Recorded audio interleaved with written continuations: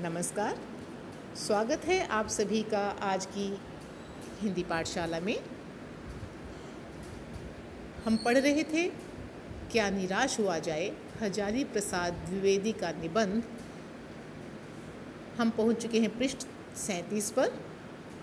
तो चलिए पढ़ते हैं कि लेखक आगे क्या कहता है। बस में बैठे लोगों ने तरह तरह की बातें शुरू कर दी। इससे पूर्व हमने पढ़ा था कि रास्ते में बस जो है ख़राब हो जाती है। मंजिल से 8 किलोमीटर पहले, रात्रि का समय है, अंधेरा है, सुनसान जगह पर। तो लोगों के मन में संदेह आ जाता है कि शायद यह बस ख़राब होने का जो कार्य है जानबूझकर किया गया है। तो बस में जो लोग बैठे थे तरह तरह की बातें बना रहे थे। किसी ने कहा यहाँ डकैती होती है। 2 दिन पहले इसी तरह एक बस को लूटा गया था। कि वहाँ ऐसी घटना पहले हो चुकी है। परिवार सहित अकेला मैं ही था कि सपरिवार लेखक था, बाकी सब अकेले या 1 या 2 व्यक्ति रहे होंगे। बच्चे पानी पानी चिल्ला रहे थे। पानी का कहीं ठिकाना न था। ऊपर से आदमियों का डर सता रहा था कि आसपास पानी भी नहीं था और लोगों को के मन में डर भी था कि शायद डाकुओं से बस वाले मिले हुए हैं और डकैती का चक्कर है। तो घबराहट और डर मन में था। कुछ नौजवानों ने ड्राइवर को पकड़कर मारने पीटने का हिसाब बनाया कि इसको ड्राइवर को पकड़ते हैं, उसे मार पीट कर उगलवाते हैं कि ऐसा इसने क्यों किया, क्योंकि शक आ गया था सबके मन में। ड्राइवर के चेहरे पर हवाइयाँ उड़ने लगी। उसके मन में घबराहट होगी, डर बैठ गया कि अब तो उसकी जान मुश्किल में फंसी। लोगों ने उसे पकड़ लिया। वह बड़े कातर ढंग से, बहुत याचना के भाव से, डर था उसके मन में। तो उसे हमें आभास हो जाता है कि कोई व्यक्ति हमारी मदद कर सकता है। तो उसने लेखक को ऐसा पाया कि शायद वह उसकी मदद कर पाएगा, क्योंकि वह सब परिवार था, पत्नी और बच्चे भी साथ में थे। तो उसने लेखक से याचना भरी दृष्टि से आग्रह किया और बोला, हम लोग बस का कोई उपाय कर रहे हैं, बचाइए, ये लोग मारेंगे। कि हम तो बस जो ख़राब हुई है उसके लिए कुछ दूसरा प्रबंध करने की ही सोच रहे हैं आप, लेकिन ये लोग जो हैं मारने पर उतारू, मुझे मार डालेंगे, आप मुझे बचाइए। तो उससे रिक्वेस्ट करता है वो। डर तो मेरे मन में भी था, पर उसकी कातर मुद्रा, कहता है कि डर सिर्फ और लोगों को नहीं था, उसके अपने मन में भी था।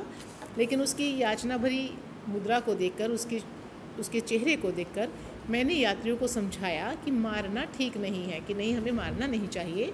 परंतु यात्री इतने घबरा गए कि मेरी बात सुनने को तैयार नहीं हुए। किसी ने लेखक की बात नहीं सुनी। कहने लगे, इसकी बातों में ना आइए, धोखा दे रहा है। कंडक्टर को पहले ही डाकुओं के यहाँ भिजवा दिया है, क्योंकि कंडक्टर जो है पहले उतरकर साइकिल पर कहीं चला गया है। तो उन्हें लगता है बस ख़राब होने का बहाना करके कंडक्टर उनको सूचना देने के लिए चला गया कि हाँ, यहाँ पर बस खड़ी है और यात्री हैं। तो मन में संशय आता है, तो किसी की बात पर विश्वास नहीं होता है।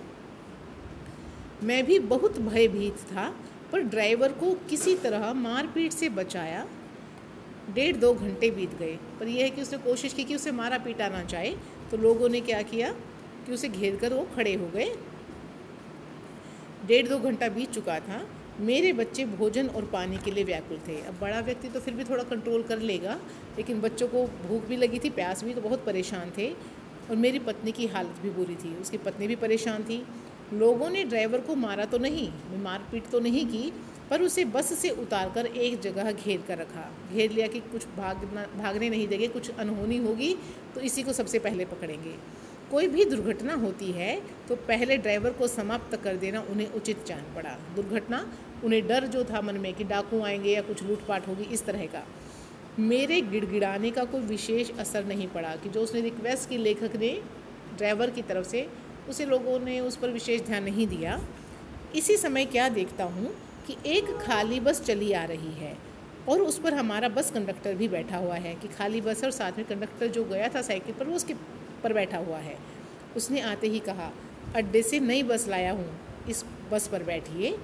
यह बस चलाने लायक नहीं है, कि जिसमें हम सवारी कर रहे थे वह ख़राब हो गई है, तो नई बस, उसी का प्रबंध करने वो गया था। नई बस के साथ आता है और कहता है कि सब इसमें बैठ जाएं।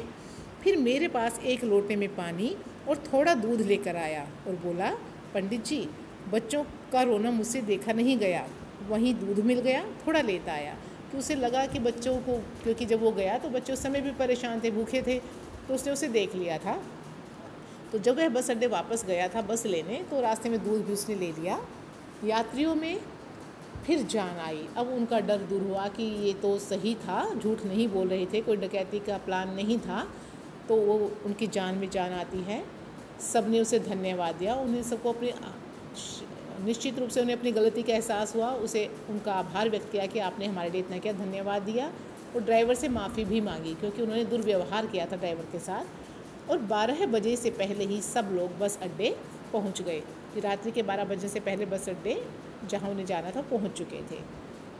कैसे कहूँ कि मनुष्यता एकदम समाप्त हो गई, कि मानवता नहीं रही है तो मैं कैसे कह दूँ एकदम ख़त्म हो गई है, क्योंकि खुद उसके जीवन में अभी जो उसने हमें 2 प्रसंग बताए हैं, टिकट वाला और बस यात्रा वाला, तो कहता है इनसे पता लगता है कि मनुष्यता शेष है, लोगों में दया का भाव है, सहयोग की भावना है, लोग परोपकारी हैं।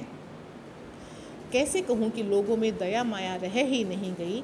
जीवन में जाने कितनी ऐसी घटनाएं हुई हैं जिन्हें मैं भूल नहीं सकता। वो कहता है ऐसी अनेक घटनाएं हैं मेरे जीवन की जो मैं भुला ही नहीं सकता हूँ। ठगा भी गया हूँ, धोखा भी खाया है कि लोगों ने मुझे ठगा भी है, धोखा भी दिया है, परंतु बहुत कम स्थलों पर विश्वासघात नाम की चीज़ मिलती है।